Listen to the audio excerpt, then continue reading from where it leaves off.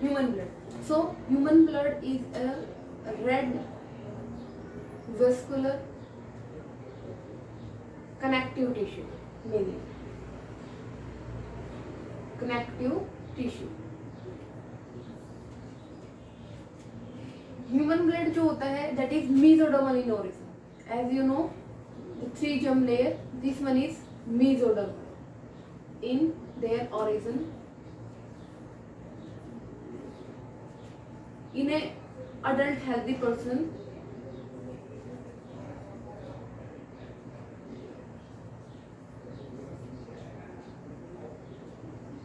blood is present 5 to 6 litre. ठीक है, 5 to 6 litre blood present होता है एक हेल्दी पर्सन के अंदर. और ये कैसा होता है? Opaque, sticky and bright red in colour. Red in color, bright red color, that is oxygenated blood.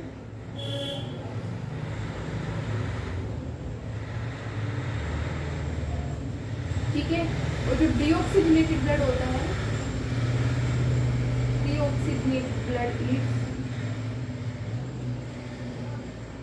purplish in color, purple red, you can say purple red. Okay, now but next one is a study of blood is called hematology.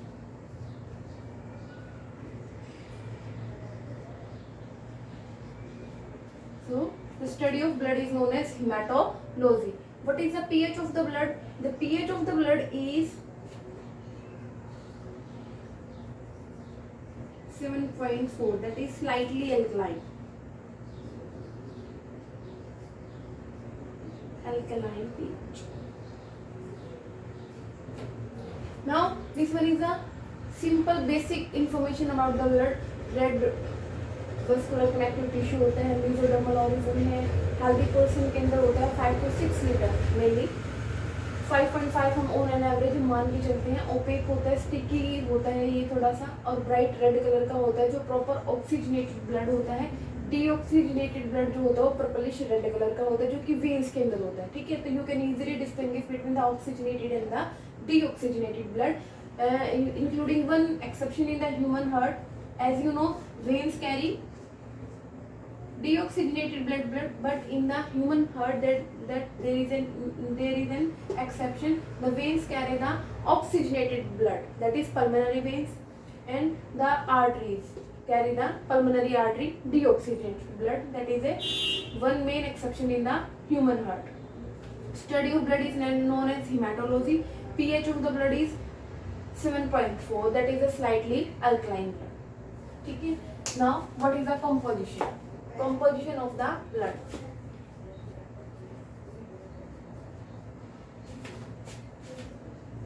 Composition, mainly the blood is formed of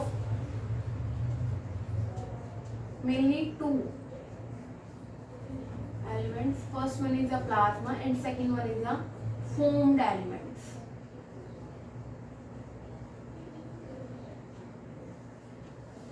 Plasma and the formed element. In the formed element there is RBCs, WBCs and platelets. Erythrocytes,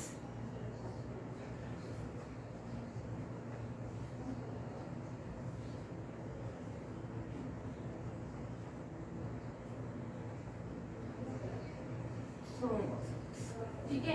RBCs है, डब्ल्यूबीसीज है और platelets है, erythrocytes है, thrombocytes है. ठीक है, तो ये क्या है? Normal composition. Now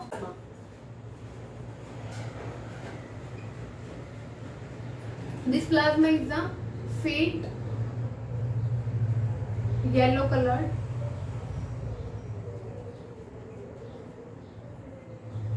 and no limit. Mainly comprises 55 to 60% of blood.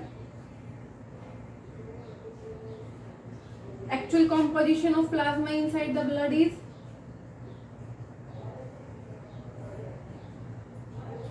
92% present होता है इसमें वाटर, 6 to 8% होते हैं इसमें प्लाज्मा प्रोटीन्स,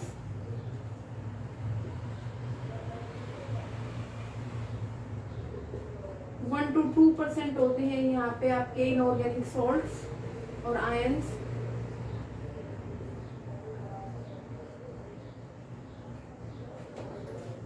और अदर्स होते हैं जो रिमेनिंग हो गए इसमें अदर्स होते हैं जैसे कि फूड हो गया, फूड में जैसे कि आपके glucose, amino acids, waste matter, urea, creatinine और uric acid, immunoglobins,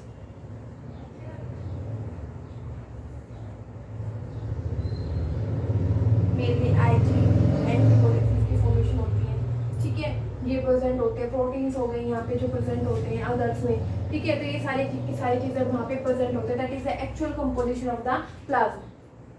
so plasma is a like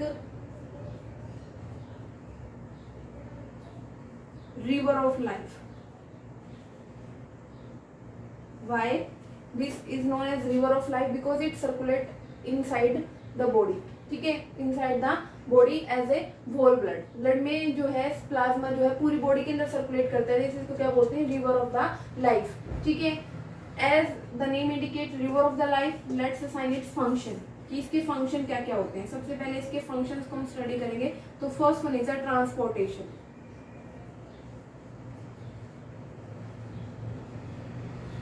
transportation में मैंने बताया कि क्या करता है कि ग्लूकोज वगैरह है जो ये भी प्रेजेंट होते हैं, तो ये मेनली जो भी प्रेजेंट होता है, ग्लूकोज का जो नॉर्मल लेवल होता है, ग्लूकोज क्या है, मेन न्यूट्रिटिव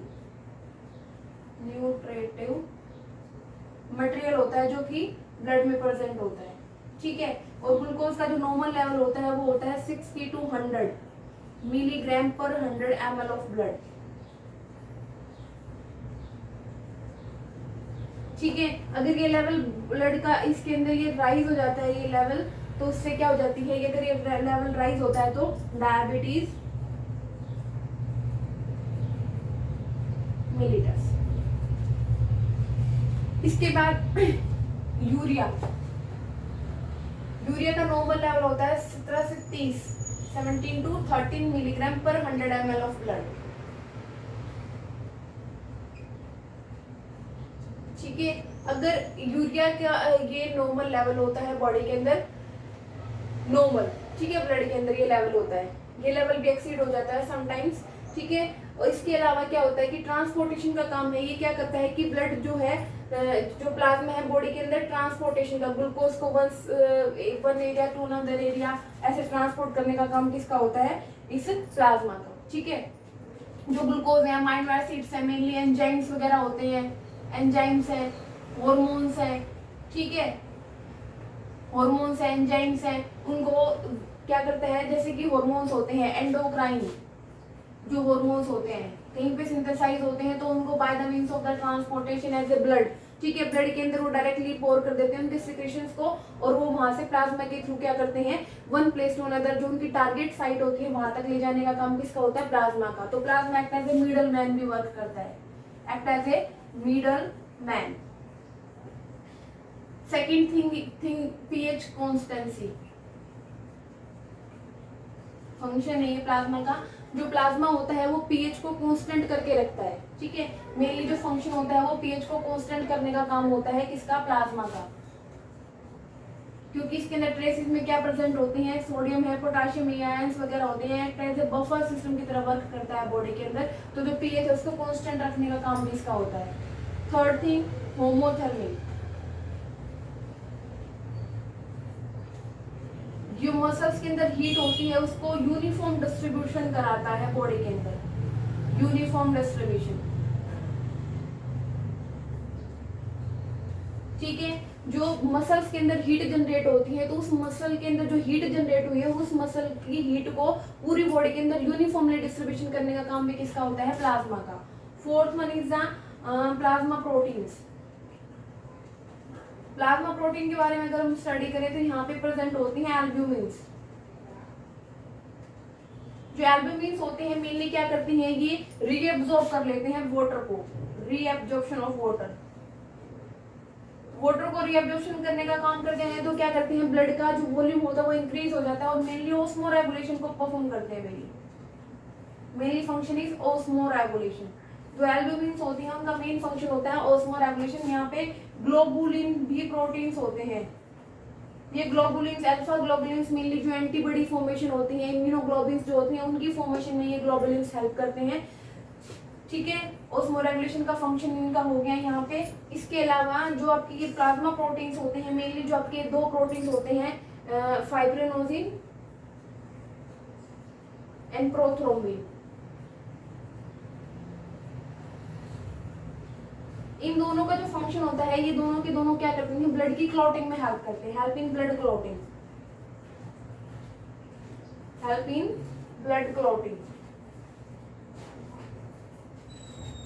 ब्लड क्लॉटिंग में इनका फंक्शन होता है फीटस के फिटुलिन, यहाँ पे लिख देती हूँ next one, foetus growth stimulator, growth inactivator. यहाँ पे फिटुलिन एक प्रोटीन होता है, उसके लिए भी प्लाज्मा रिस्पॉन्सिबल होता है। ठीक है, होमोथर्मी के लिए प्लाज्मा रिस्पॉन्सिबल होता है। मिडल मैन की तरह भी एक्ट करता है कोलेस्ट्रॉल।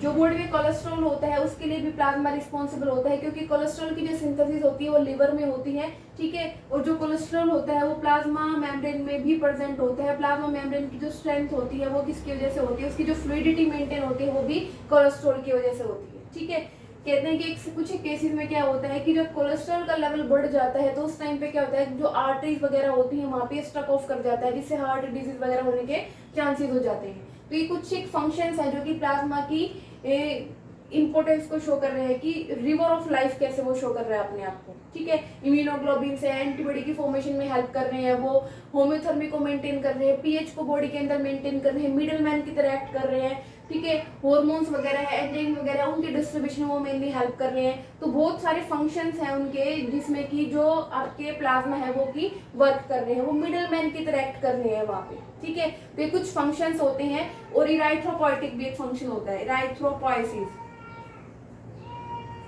यानी कि आरबीसी की फॉर्मेशन में भी इनका वर्क होता है।